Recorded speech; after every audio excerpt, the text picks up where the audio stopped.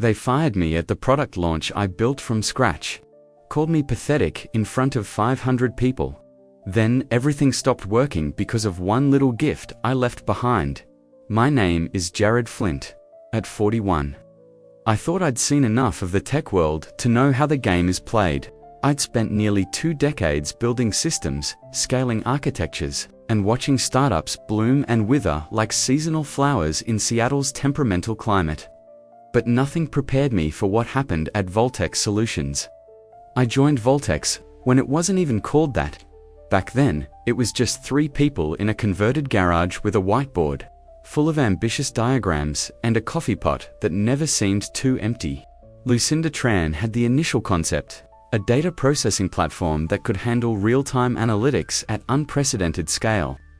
Marcus Wong had the business connections, and they needed someone who could actually build the damn thing. That's where I came in. I remember the day Lucinda approached me after a meet where I'd given a talk on distributed systems. She cornered me by the sad spread of lukewarm pizza and warm beer. "Your solution for the checkpointing problem," she said, without introducing herself. "I've never seen anyone approach it that way." I shrugged. Sometimes the simplest answer is hiding in plain sight. Would you be willing to hear about a project one that might not pay much at first, but could change how enterprise data flows forever? 5 days later, I was sitting in that garage, staring at a collection of hastily assembled servers and wondering what I'd gotten myself into. The air smelled of circuit boards and optimism. I worked without a salary for the first 5 months, living off savings and the conviction that what we were building might actually matter. Wrote the core data processing engine on my personal laptop, often coding until sunrise while my coffee went cold beside me. The first version of what would become Voltex Core was built on pure grit and caffeine. I crafted every algorithm, designed every interface, and solved every bug that threatened to derail our progress. When we finally had a working prototype that could process 1 million data points per second without breaking a sweat, Marcus secured our first client, a mid-sized healthcare analytics firm, desperate for better performance. After we landed our Series A funding, I finally got a proper salary and the title of Chief Technology Officer. But titles never mattered much to me. What mattered was that our platform worked, our clients were happy, and our small team operated like a well-oiled machine. We grew to 15 people, then 30. All brilliant minds who understood and respected the architecture I'd built. Lucinda and Marcus always acknowledged my contribution. Voltex wouldn't exist without Jared. Lucinda would tell new hires during orientation. The engine that powers everything we do came from his brain. It was embarrassing, but nice to be recognized. I never asked for stock options beyond the modest package I received at the beginning. In retrospect, that was my first mistake. The Series B funding changed everything. Suddenly, we had $20 million in the bank and a board of directors who spoke in terms of accelerated growth trajectories and market penetration strategies. They insisted we needed experienced leadership to take Voltex to the next level. That's when Connor Braith entered the picture. Connor came from a larger tech company with a polished resume and the kind of confidence that fills a room before he does. Tall, always impeccably dressed, with a smile that never quite reached his eyes. The board appointed him as CEO, effectively demoting Marcus to Chief Strategy Officer and pushing Lucinda into a nebulous founder and innovation lead role. I kept my CTO title, but within weeks, I could feel my influence evaporating like morning fog under a harsh sun. Connor's first company-wide address was held in our newly leased office space with its expansive views of Elliott Bay and the Olympic Mountains beyond. He stood before us, sleeves rolled up in a practiced display of readiness for hard work, and outlined his vision for Voltex's future. "We're going to revolutionize the enterprise data market," he declared. "But to do that, we need to professionalize." Voltex began as a brilliant concept, but garage-built systems won't scale to serve Fortune 500 clients. I felt the first twinge of unease as his gaze briefly settled on me. Within a month, Connor had hired a new VP of engineering, a woman named Diane Mercer with an impressive pedigree from Google and Microsoft. She was brilliant, no question, but she had never built a system from the ground up. She'd only managed teams that maintained existing architectures. Jared, Connor said during one of our increasingly infrequent one-on-ones, "I'd like you to bring Diane up to speed on all aspects of the platform. We need to document everything so the system isn't dependent on any single person." It was a reasonable request on its face. Good engineering practice, even, but his tone carried a subtle message. "You are becoming obsolete." Still, I did as asked. I spent weeks walking Diane through every component of Voltic's core, explaining the decisions behind each architectural choice, the optimizations that made our system unique. She took copious notes, but asked few questions. The next phase of my gradual sidelining came when Connor announced a platform modernization initiative. He brought in consultants from a prestigious firm who recommended a complete rewrite of the core engine using more mainstream technologies. "The current architecture is impressive," one consultant said, carefully avoiding eye contact with me. "But it's not built on industry-standard frameworks. This creates sustainability risks." I objected, pointing out that our custom-layered solution outperformed anything in the market precisely because it wasn't constrained by bloated frameworks. Connor nodded thoughtfully, thanked me for my input, and proceeded exactly as planned. New engineers were hired, dozens of them, most with credentials from top tech companies, but little experience with the kind of real-time data processing we specialized in. They were assigned to build Voltic's Next, a complete reimagining of our platform. Meanwhile, I was asked to maintain the legacy system that actually generated all our revenue. My team gradually shrank as engineers were reassigned to the new project. Meetings about core architecture happened without my invitation. When I raised concerns, Connor would smile and assure me that my historical knowledge was valued, but fresh perspectives were needed to take Voltic's to market dominance. I started documenting everything, not for the company, but for myself. Each night, I backed up my work, my notes, the elegant solutions I'd crafted over years of focused development. I wasn't planning anything. It just felt like the right thing to do, as I watched my life's work being dismantled by people who didn't understand its elegance. 6 months into Connor's tenure, Lucinda pulled me aside after a particularly frustrating meeting where my concerns about data integrity in the new system had been politely dismissed. "This isn't what I wanted," she confessed, her voice low. "When we started Voltic's, it was about building something remarkable, not just marketable." "Can't you do something?" I asked. "You're still a founder." She shook her head. "The board is enamored with Connor's vision, and technically, he's delivering what they want. Growth, visibility, enterprise-ready packaging. The fact that it's all built on sand doesn't seem to matter." "What about Marcus?" I pressed. "Marcus is considering an exit. Connor's offering to buy his shares at a premium." She looked genuinely sad. "I'm staying, at least for now. Someone needs to remember what this company was supposed to be." The announcement of the Voltic's Next launch event came 3 months later.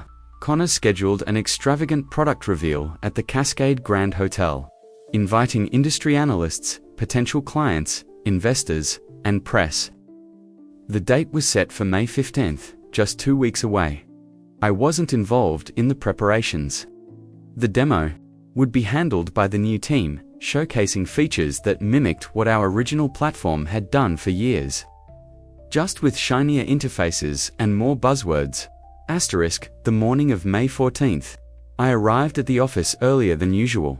I had a strange feeling, not quite premonition, just unease. When I opened my company email, the reason became clear. From Connor Braith to Jared Flint, subject, employment termination date, May 14th, 2025, 5:32 a.m. Jared, this letter serves as formal notification that your employment with Voltic Solutions is terminated effective immediately. Your final compensation package, including accrued vacation, will be processed by HR company property. Laptop, access badge, etc. must be returned to reception by end of business today. Per your employment agreement, You are reminded of your ongoing confidentiality obligations regarding proprietary company information. Regards, Connor Braith, Chief Executive Officer, Voltex Solutions. No explanation. No thank you for building the company's foundation. Not even the courtesy of a face-to-face conversation. Just a cold email deliberately sent before normal business hours, probably hoping I'd read it before coming in. I sat in my chair, staring at the screen, feeling a strange calm settle over me. I'd been expecting this, hadn't I? The systematic removal from decision-making, the gradual stripping of responsibilities, the subtle suggestions that my methods were outdated or it had been my creation before Voltex, and I'd only licensed its use to the company. That afternoon, I cleared out my desk, placing my company laptop and badge in a cardboard box. A few curious glances came my way, but most of the new employees didn't even know who I was. As I walked toward the exit, Diane Mercer emerged from a conference room. "Oh, Jared," she said, seemingly surprised. "I was just about to find you. We need the master encryption keys for the production environment. For the demo tomorrow?" I looked at her blankly. "Didn't Connor tell you I've been terminated?" Her composure faltered for just a moment. "I wasn't aware. But still, before you go, we need those keys." "They should be in the security documentation I prepared last month," I replied. "If not, I'm sure Connor can help you figure it out." I walked out into the Seattle spring rain, feeling it soak through my jacket as I made my way to my car. I didn't drive home immediately. Instead, I sat there watching raindrops race down my windshield, thinking about 5 years of my life, thousands of hours of work, and the ease with which it had all been taken away. That night, I pulled out my original contracts and read through them carefully. The licensing agreement for my encryption algorithm was exactly as I remembered. Voltex had usage rights contingent on my employment or a separate transfer agreement, which had never been executed. The board had likely never reviewed these early documents, and Connor almost certainly hadn't bothered. I also still had access to the production environment through an emergency backdoor I'd created years ago. It wasn't malicious. Every good system architect builds emergency access paths in case of critical failures. But it meant I could see that the Voltex Next platform, for all its fancy new code, still relied on my original encryption module to function. A plan began to form in my mind. Not sabotage wouldn't destroy what I'd built, but perhaps a lesson was in order. The morning of the launch, I dressed in my best suit, the one I'd bought for my sister's wedding 3 years ago, and had barely worn since. I shaved carefully, applied cologne, and even polished my shoes. If this was to be my final interaction with Voltex Solutions, I wanted to look my best. The product launch was scheduled for 2 p.m. at the Cascade Grand's main ballroom. I arrived at 1:30 using my still active badge to enter through a service entrance. Security was focused on the main doors, and no one had thought to deactivate my credentials. Yet another oversight in Connor's hasty termination. The ballroom was already filling with attendees. Large screens displayed the Voltex logo with animated data streams flowing through stylized circuits. Waitstaff circulated with champagne and appetizers. I recognized industry analysts, technology journalists, and even representatives from several Fortune 500 companies we'd been courting. I kept to the periphery, nursing a glass of sparkling water, watching the room fill. At precisely 2 p.m., the lights dimmed and a voice announced the commencement of the Voltex Next presentation.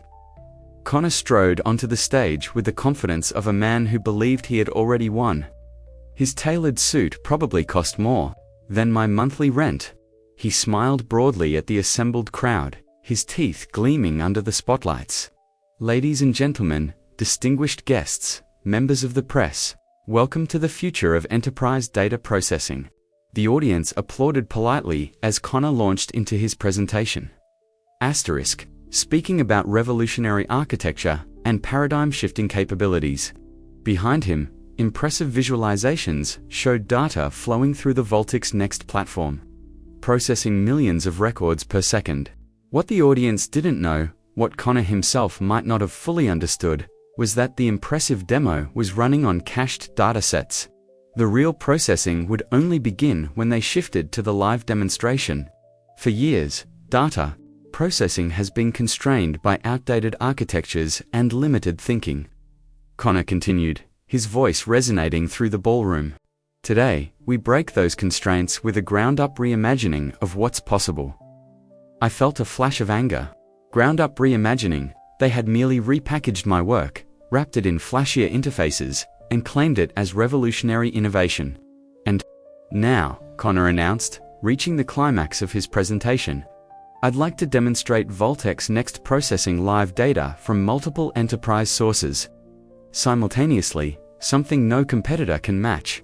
He gestured grandly toward the main screen where a visualization of global data sources appeared, ready to feed into the Vaultex's next platform. This was the moment when my encryption module would be needed to decode the incoming data streams. I moved toward the stage, my heart pounding, but my mind clear. A security person gave me a questioning look, but I flashed my badge and muttered something about technical support, and he let me pass. Connor pressed a button on his presentation remote, and for a moment, everything seemed to work. Data appeared to flow into the system, but then, almost imperceptibly at first, the visualization slowed. Numbers stopped updating. Progress bars froze. Connor tapped the remote again, his smile faltering slightly. He glanced off stage, where I could see Diane and several engineers frantically working on laptops. While our system processes this unprecedented volume of data, Connor said smoothly, let me tell you about our roadmap for the next. Excuse me, I called out, walking onto the stage with deliberate steps. I believe you're experiencing some technical difficulties. Connor's expression shifted from momentary confusion to recognition, to carefully controlled anger in the span of seconds. Ladies and gentlemen, this is Jared Flint, one of our former engineers. Jared, this is hardly the time. Actually, I interrupted. It's precisely the time. You see, I'm the person who built the original Vaultex core, the engine that still powers everything this company does, including this demonstration. A murmur went through the audience. I could see journalists perking up, sensing a story unfolding. Jared, Connor said through gritted teeth, maintaining his smile for the audience, we appreciate your past contributions, but you're interrupting an important company event. Perhaps we could speak afterward. I'm afraid the demonstration has already been interrupted, I replied, gesturing to the screens where error messages were now appearing, and it's not because of my presence. It's because Vaultex Next, for all its fancy new packaging, still relies on my original encryption algorithm. An algorithm that I personally own and licensed to Vaultex only for the duration of my employment. The murmuring grew louder. Connor's smile disappeared entirely. That's absurd, he snapped. Our legal team has ensured all intellectual property is properly. Your legal team never reviewed the original agreements. I cut in. I checked. You've been too busy replacing everything that worked with shiny new objects to bother understanding the foundation it all stands on. I reached into my jacket pocket and pulled out a small box wrapped in simple blue paper with a silver ribbon. I brought you a gift, Connor. A parting gift, since you didn't bother to say goodbye when you fired me yesterday via email. Connor stared at the box, then at me, uncertainty flashing across his face. The entire ballroom had gone silent. Open it, I said, offering the box. Everyone's waiting. With clear reluctance, Connor took the box and slowly unwrapped it. Inside was a USB drive with a handwritten label. Production access key, Vaultex core. As soon as he lifted the USB drive from the box, the main screen behind him went completely black. Then, one by one, every screen in the ballroom shut down. The lights flickered as the hotel's connection to the Vaultex demonstration servers was severed. Panicked voices came from the technical team offstage. I could hear Diane saying, "We've lost all access to production. Everything's locked down." Connor turned to me, his face contorted with rage. "What have you done?" he hissed. "I haven't done anything destructive," I replied calmly. "I've simply revoked the license for my intellectual property, as is my right under the original agreement."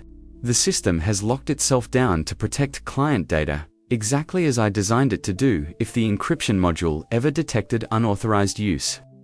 I turned to address the stunned audience. Ladies and gentlemen, I apologize for the disruption. Voltic Solutions has built its business on innovative technology that I created and own. When Mr. Braith terminated my employment yesterday without notice or consultation, he inadvertently triggered a license violation. Connor grabbed my arm, trying to pull me away from the microphone. "You pathetic, vindictive little man," he snarled, loudly enough for the front rows to hear. "Do you have any idea what you've done? The partnerships at stake, the investments." I removed his hand from my arm. "I know exactly what's at stake, Connor. That's why I made sure my encryption algorithm had proper safeguards. Your demonstration isn't working because you're attempting to use proprietary technology without a valid license." By now, several security personnel were approaching the stage. Connor pointed at me, "Remove him now." As they escorted me toward the exit, I called over my shoulder.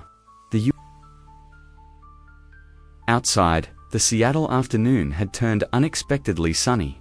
I loosened my tie and walked to a coffee shop across the street.